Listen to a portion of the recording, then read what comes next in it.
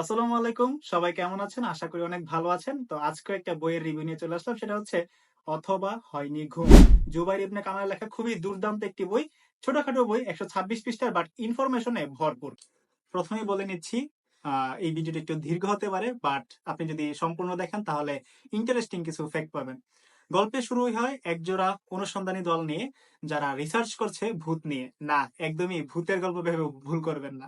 গল্পের মূল ঋতু আপু, যে পিএইচডি করছে ভূত নিয়ে, এবং তার অ্যাসিস্ট্যান্ট জুবায়ের, যারা গল্প খুঁজছে একদম স্বচ্ছ, কোনো বই থেকে ধার নেওয়া নাই। এই প্রসঙ্গে তারা একটি ছেলে খুঁজে পায় যার নাম হচ্ছে সাজ্জাদ। এই সাজ্জাদ ছেলেটাই হচ্ছে ঘুমের মধ্যে সে স্বপ্ন দেখে তার পিঠে কে যেন আঁচড় দিচ্ছে। আসলে কি স্বপ্ন নাকি বাস্তব? তারা অনুসন্ধান করে দেখতে পায় যে এই ছেলের পিঠে আসলেই আঁচড়ের চিহ্ন রয়েছে। সে প্রতিদিনই একই স্বপ্ন দেখে, একই স্বপ্নের মধ্যে সে লুপ খাচ্ছে, একই স্বপ্ন সে প্রতিদিন দেখছে। এটা কিভাবে সম্ভব? তার পিঠে আসলেই ক্ষত ছিল। এই ঋতু আপু এবং জুবাইয়ের যখন পুরান ঢাকার হুসনি দালানে ঘুরতে যান, তখন তারা আসলেই দেখতে পায় যে তার স্বপ্নটা আসলেই সত্যি, তার স্বপ্নটা আসলেই বাস্তব। তারা এই স্বপ্নের ব্যাখ্যা পেয়ে যান। তারা এই স্বপ্নের ব্যাখ্যা কিভাবে পেলেন? যারা স্পয়লার চান না তারা এই স্বপ্নের ব্যাখ্যা খুঁজে বের করে ফেলুন।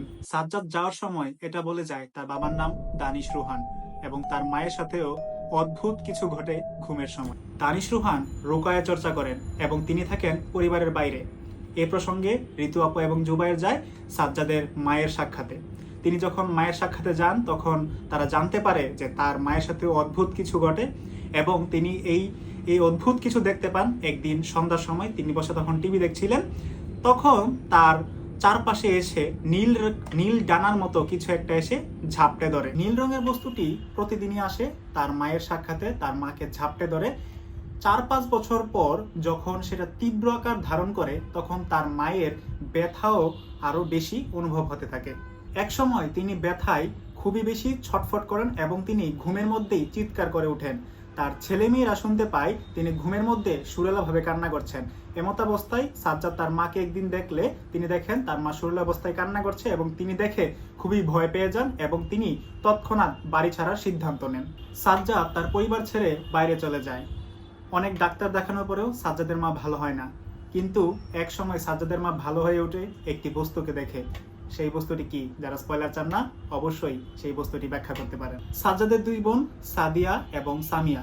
সাদিয়া জন্মের সময় খুবই বেশি অসুস্থ থাকেন এবং তাকে বহুবার ডাক্তার দেখানোর পরেও তিনি ভালো হন না। এমতাবস্থায় তার বাবা খুবই টেনশনে পড়ে যান।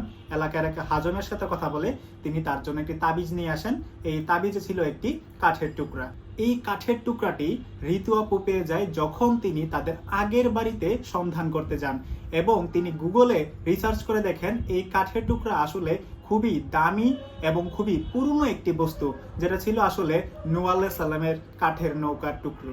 ১৯৯৩ সালে জর্ডানের রাজা হুসাইন তার একটি বাড়ি $৮ মিলিয়ন বিক্রি করেন এবং সেখানে তিনি প্রায় ৮০ কেজি স্বর্ণ ডুম অব দ্য রকে দান করেন। ডুম অব দ্য রকের কথা মনে রাখুন। মিশরীয় ফারাও সাম্রাজ্যের রাজারা বনি ইসরায়েলিদের ব্যবহার করত দাসত্ব হিসাবে। গল্পের এই জায়গায় একটু মুড় আছে, একটু ভেবে নিবেন। এই দাসত্ব থেকে মুক্তি পেতে আল্লাহ নির্দেশ দেন মুসা আলাইহিস সালামকে, যিনি তাদের দাসত্ব থেকে মুক্তি প্রদান করেন এবং আল্লাহর আদেশে তারা তাদের প্রতিশ্রুতি ভূমি একটি দান করেন। বাট তারা যুদ্ধ করে সেই প্রতিশ্রুতি ভূমি ফিরে পেতে অনীহা দেখায়। সেই ভূমি তদারকি করার জন্য মুসা আলাইহিস সালাম 10 জনকে সেখানে পাঠান তদারকি করার জন্য। 10 জনের মধ্যে 8 জনই এসে বলে, না, সেখানে আমরা যুদ্ধ করতে যাব না, সেখানে আসে বিখ্যাত নরখাদক, তারা মানুষ নিজেরাই নিজেদের খেয়ে ফেলে। বাট 2 জন সত্য কথা বলে, তারা বলে যে না, আমরা চাইলেই সেখানে যুদ্ধ করতে পারবো। এই প্রসঙ্গে সূরা মায়েদার একটি আয়াত আছে, আমি এখানে আপনাকে ট্রান্সলেট করে পড়ে শোনাচ্ছি। এখানে বলা আছে সূরা মায়েদায়, তারা বলল, হে মুসা, আমরা জীবনে সেখানে যাব না যতক্ষণ তারা সেখানে থাকবে। অতএব আপনি ও আপনার আল্লাহ যান এবং দুজনে যুদ্ধ করে নিন। নাউজুবিল্লাহ। মুসা আলাইহিস সালাম তখন তুর পর্বতে 10 কমান্ডমেন্টস আনতে যান। বাট মুসা আলাইহিস সালাম যখন ফিরে আসেন তখন দেখেন তার জাতিরা বা তার উম্মতরা একটি গু বাছুর পূজা শুরু করেছে। তখন আল্লাহর নির্দেশে মুসা আলাইহিস সালাম একটি সিন্দুক বানান যেখানে তিনি 10 কমান্ডমেন্টস রাখেন। এই সিন্দুক যতদিন পর্যন্ত ইহুদিদের কাছে ছিল ততদিন তারা কোনো যুদ্ধে হারেনি। পরবর্তীতে ইহুদিদের হাল ধরেছিল নবী সামায়েল। সামায়েলকে ইহুদিরা যখন বলে যে তাদের একটি রাজা নির্বাচন করে দিতে, সামায়েল সল নামে একজনকে রাজা নির্বাচিত করে দেন, যেটা কোরআনে তালুত নামে পরিচিত। বনি ইসরায়েলিরা প্রথম তাকে মেনে নিতে চাইল না, বাট আল্লাহর পক্ষ থেকে সামায়েলের মাধ্যমে জানানো হলো যদি তারা তাকে মেনে নেয় তাহলে তাদের সিন্ধুক ফিরে দেওয়া হবে। এই প্রসঙ্গে একটি কথা আছে এখানে, নবী বনি ইসরায়েলদেরকে তাদের নবী আরো বলেন, তালুতের নেতৃত্বের একটি চিহ্ন হলো এই যে তোমাদের মনের সন্তুষ্টির নিমিত্তে তোমাদের কাছে একটা সিন্ধুক আসবে তোমাদের পালনকর্তার পক্ষ থেকে, আর তাতে থাকবে মুসা আলাইহিস সালাম, হারুন এবং সন্তানবর্গের কিছু সামগ্রী। কুরআন অধ্যায় 2 আয়াত 248। তালুতের পরবর্তী রাজা হন দাউদ আলাইহিস সালাম এবং দাউদ আলাইহিস সালামের পরবর্তী রাজা হন সুলাইমান আলাইহিস সালাম। এই সুলাইমান আলাইহিস সালামের নেতৃত্বে জেরুজালেমে একটি উপাসনালয় নির্মিত হয়, যেটা ফার্স্ট টেম্পল হিসেবে পরিচিত। ফার্স্ট টেম্পলের নিচে সুলাইমান আলাইহিস সালাম সিন্ধুকটি লুকিয়ে রাখেন, বাট পরবর্তীতে বেবিলনীয় সাম্রাজ্যের রাজারা এসে তার সাম্রাজ্য যখন ধ্বংস করে দেয়, তখন তারা মনে করে যে আল আকসার নিচেই হয়তো রয়েছে তার সিন্ধুকটি, এবং এই সিন্ধুকের কোনো অংশ বা কোনো টুকরা যদি কারো কাছে থাকে তবে তার জীবনে নেমে আসবে কালো অধ্যায়। সলোমনের ফার্স্ট টেম্পল ধ্বংস হওয়ার 70 বছর পর পারস্য অঞ্চলের গভর্নর জেরুবাবেলের নেতৃত্বে হয় সেকেন্ড টেম্পল। পরবর্তীতে রোমানরা এসে সেটি ধ্বংস করে দেয়। ইহুদিদের ভবিষ্যৎবাণী অনুযায়ী সেখানে হবে তাদের থার্ড টেম্পল। এই জেরুজালেমকে কেন্দ্র করে মুসলিম, খ্রিস্টান এবং ইহুদিদের মধ্যে রয়েছে প্রবল দ্বন্দ্ব। তারা 3 ধর্মের মানুষই মনে করে এই জায়গাটা হচ্ছে তাদের ধর্মীয় অনুসারে পবিত্র স্থান। খ্রিস্টানদের অনেকেই মনে করেন এই জায়গাতে আবার ফিরে আসবে যীশু খ্রিস্ট। 1969 সালের 21শে আগস্ট এই জায়গায় একজন আগুন ধরিয়ে দেয়। তিনি আর কেউ নন, তিনি হচ্ছেন ডেনিস মাইকেল রোহান। তার বিশ্বাস ছিল এই জায়গা যত তাড়াতাড়ি ধ্বংস হবে যীশু খ্রিস্ট তত তাড়াতাড়ি আগমন করবে। এই ডেনিস মাইকেল রোহানের কথা কি আপনাদের মনে আছে? তিনি আর কেউ নন, তিনি হচ্ছে সাজ্জাদের বাবা। তিনি কখনোই মুসলিম ছিলেন না, তিনি ছিলেন একজন খ্রিস্টান, এবং তিনি যেহেতু মুসলিম ছিলেন না তিনি কখনোই রুকায়া চর্চা করতেন না। ঋতুর অ্যাসিস্ট্যান্ট জুবাইর যখন তার কাছে সাক্ষাতে যায় লক্ষ্মীপুরে, তখন তিনি নিজেই স্বীকার করেন, তিনি পরবর্তীতে স্বীকার করেন তিনি 3টি খুন করেছেন।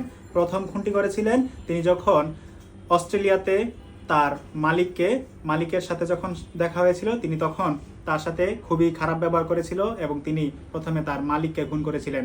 দ্বিতীয়বার খুন করেছিলেন ওই কাঠের টুকরাটি যিনি আরো কিউরিসিটি হিসাবে দেখতে চেয়েছিলেন তার একজন কাছের বন্ধুকে। তৃতীয় খুনটি তিনি কাকে করেছেন?